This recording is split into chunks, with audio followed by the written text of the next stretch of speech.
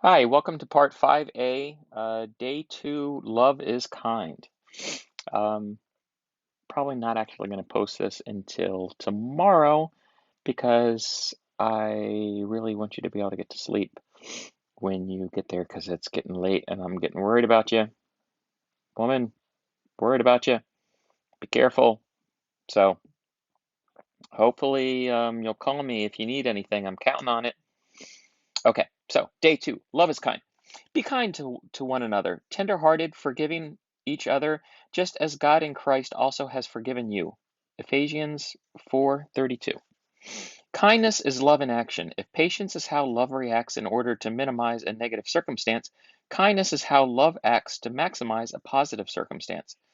Patience avoids a problem, kindness creates a blessing. One is preventative, the other proactive.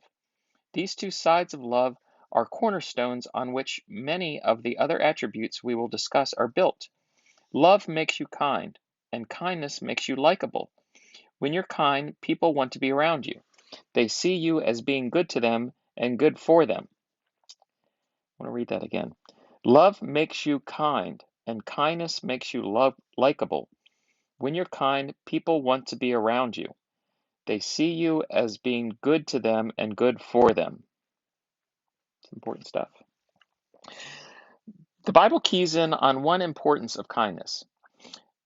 Do not let kindness and truth leave you.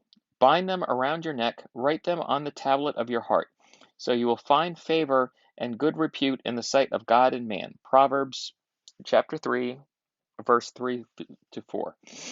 Kind people simply find favor wherever they go, even at home, but kindness can feel a little generic when you try defining it, much less living it. So let's break kindness down into 4 basic core ingredients. 1. Initiative. Kindness thinks ahead, then takes the first step. No request required. It doesn't sit there waiting to be prompted or coerced before getting off the couch. The kind husband or wife will be the one who greets first, smiles first, serves first, and forgives first. They don't require the other to get his or her act together before showing love.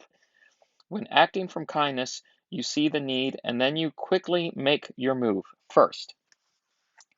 I can try that tomorrow morning. Hopefully it'll be there, but by the time you're seeing this, it will or will not have already gotten there, so we'll see. Number 2, gentleness. When you're operating from kindness, you're careful how you treat your spouse, never being unnecessarily callous or harsh. You're sensitive, tender. Even if you need to say hard things, you'll bend over backwards to make your rebuke or challenge as easy to hear as possible. You speak truth in love. That's something that you are incredible about.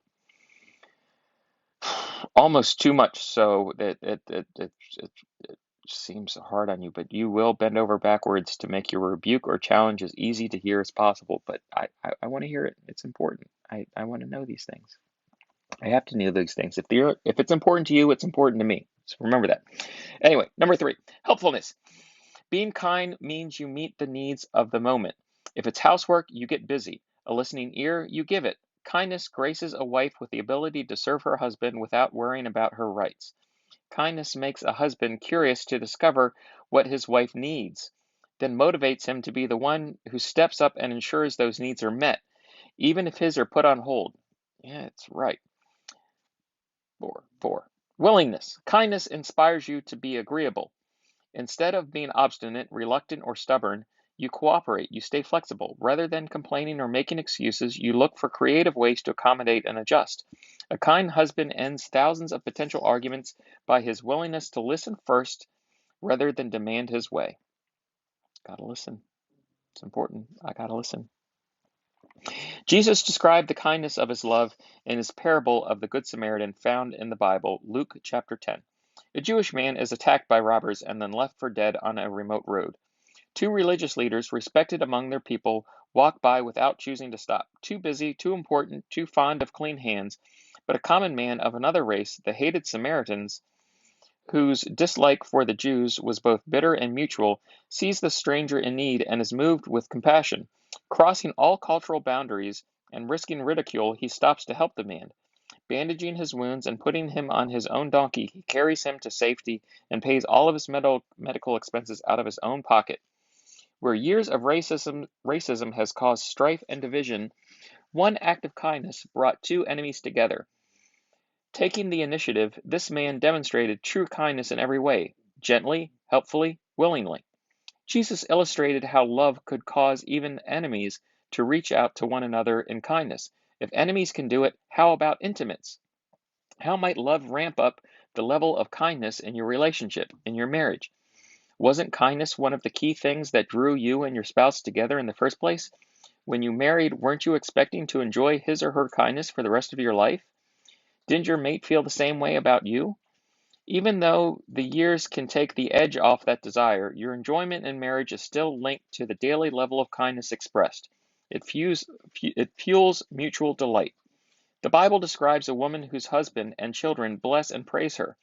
Among her noble attributes are these: she opens her mouth in wisdom, and the teaching of kindness is on her tongue. Proverbs chapter 31, verse 26. How about you?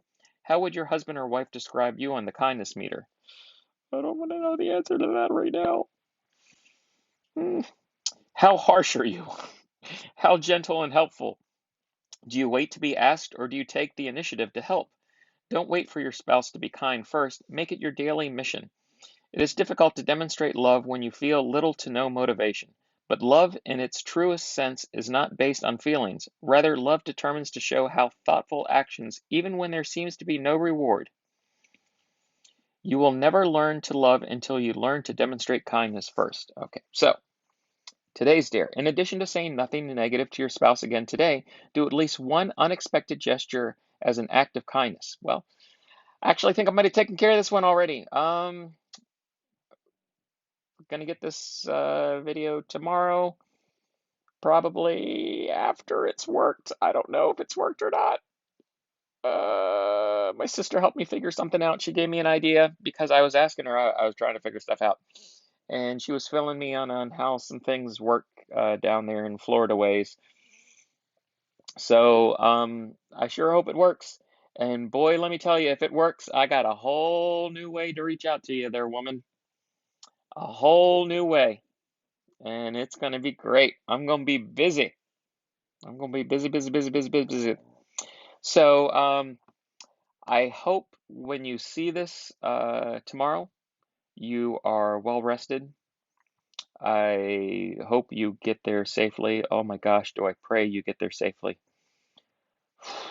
You better get there safely. If you need something and you don't call me, oof, it's not going to be good. So I hope you get there safely. Like I said, I'm not going to post this tonight for you to take a look at because I don't want you to look at it even if you want to. I want you to get some sleep. It's late. I want you to get some sleep. I want you to sleep in tomorrow morning. I want you to feel well rested. And then I'm hoping there's a knock at the door. A little something, something shows up for you. You'll probably let me know if it shows up. And then we'll go from there. But my gosh, do I love you, woman. You have no idea. I had no idea.